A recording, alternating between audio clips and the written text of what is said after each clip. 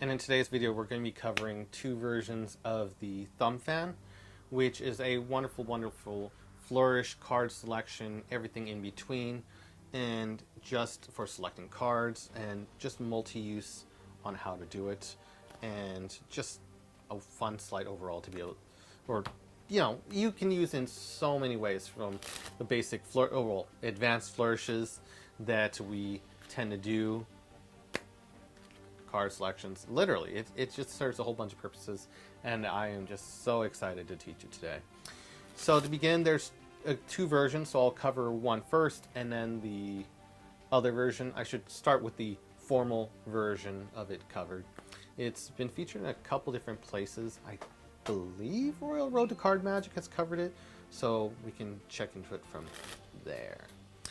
So to begin, we'll start off with less than the whole deck, because while you could do it with the whole deck, for most use cases we'll only need it for just half the deck or less, and plus it makes it a lot easier to learn. So to begin, the packet is taken depending on whether you want face up or face up for the end result to be shown, or from the backs for the backs to be shown. You adjust accordingly, whichever you want to do. And we'll do the formal version first. When we take the packet, it starts out in the second, oddly, the second finger and ring finger or third finger right here. So in the case we just pick up a small part of the deck, it starts in the thumb in the back. Hopefully I'm covering this correctly. And the second finger and third finger as such. Now, what's interesting for the formal version of it, the other two fingers are going to act like they're going to balance the cards right around the middle to the upper third, right around here, so your thumb can release it right here. So I pick up the deck with the second and third fingers. Forefinger can be in the back for a second if he wants, or it can just be picked up like so in the most streamlined version. Okay, now when we start to go into the sleight, the pinky and first finger will come around like so. Okay, and you can then adjust the fingers right here so it hits the first phalange right there. Okay, right in this area. Okay, and allows you to get a perfect grip so your thumb can release itself from there. Okay, so we're up to here. Now, when we start the sleight, let me actually first do it a couple times to give you the most accurate representation. Okay, one more time.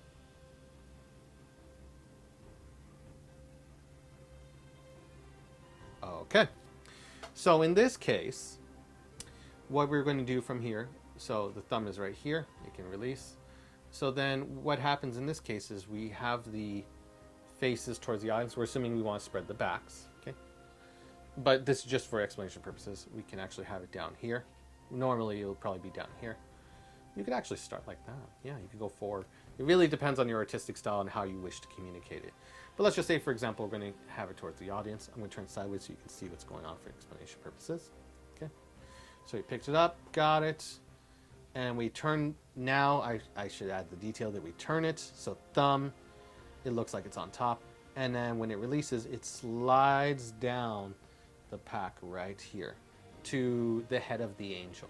Okay, it pushes the deck forward, so now it's held in this position right here, and eventually the first finger and ring finger release themselves, and they go all underneath. This is all to keep the packet aligned. So the whole purpose of this, so the whole person picking up, turning it around from this angle to this angle, then the release of these fingers, and then thumb sliding down to position, and then thumb releasing the fingers so it straightens out like so, is to keep it in perfect position to be able to do it, and to be able to keep everything organized so you get a really, really nice display in the formal version. So we do that, thumb slides down, fingers go right here, and then the thumb will push forward as the fingers pull underneath as far as they can. And we try to aim towards spreading that middle clump. Let me use a different packet so we can show you what I mean. So I pick it up. I get the fingers right here. I turn it. Thumb comes over from the side, comes down, hits a spot, pushes cards forward. The fingers go underneath, and the thumb pushes outward as the fingers pull. And you try to micro adjust so you can spread all of them out. Now, mind you, this is slow, so we don't get that beautiful, beautiful result, but we do get a great, great overview of what it looks like to do this light. Okay. Thumb comes over, fingers push it forward a bit, fingers go underneath, thumb spreads as the fingers pull it, we get a decent spread. Okay. Now in fast motion, let's say in fast motion, I was to do this, I grab a packet, okay, and do the same motions. We can get a really nice spread right out of the box, which is really nice. So I take a packet, okay, and you get the result, which is really, really cool. And we work on finessing over how much we can push and then how much we can pull from underneath, giving us a nice result. And giving us a nice result like that. Now, the reason I mentioned the second version as well is because it's a bit easier. It's not as fancy. It won't give you the same exact one, but it gives you a decent fan, which is useful for when you want to pull off those illusionist modes where you're going like this kind of moments. Yeah.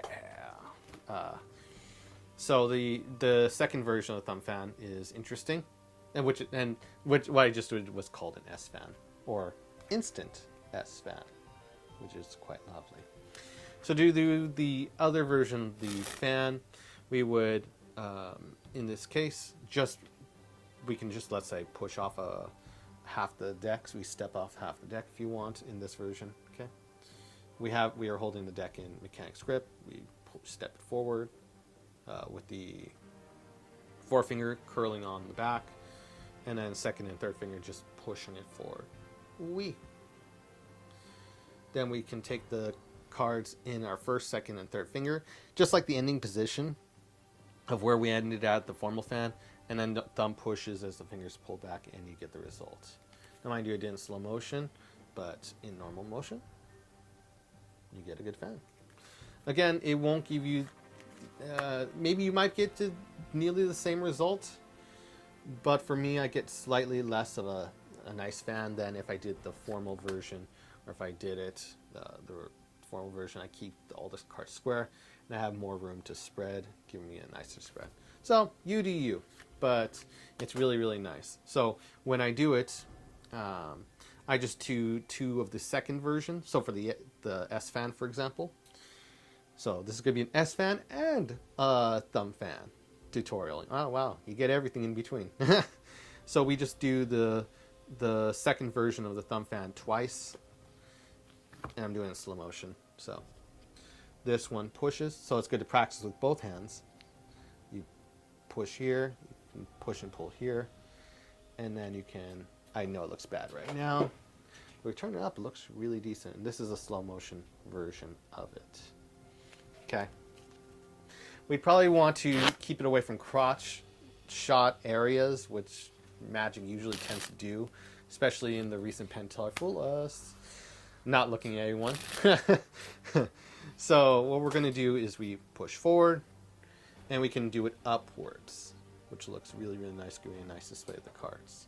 Assuming that brightness doesn't take over all the display. So it looks cool. So again, practicing with both hands. Thumb and three fingers, and I just push in the second method, and I get that. And by doing the second one, I can use my thumb and three fingers and just push. And really the pinky is just hanging out for the whole thing.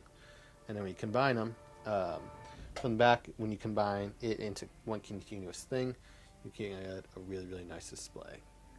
And you look cool. So that's a cool photo shoot thing if you want to do the S fan. So that is the ideas on what was it going to say? The fan, the normal one, the formal version, and the formal version can be used for card selections or whatever you want to come up with, especially for flourishes, basic stuff of that nature if you want to go down that route.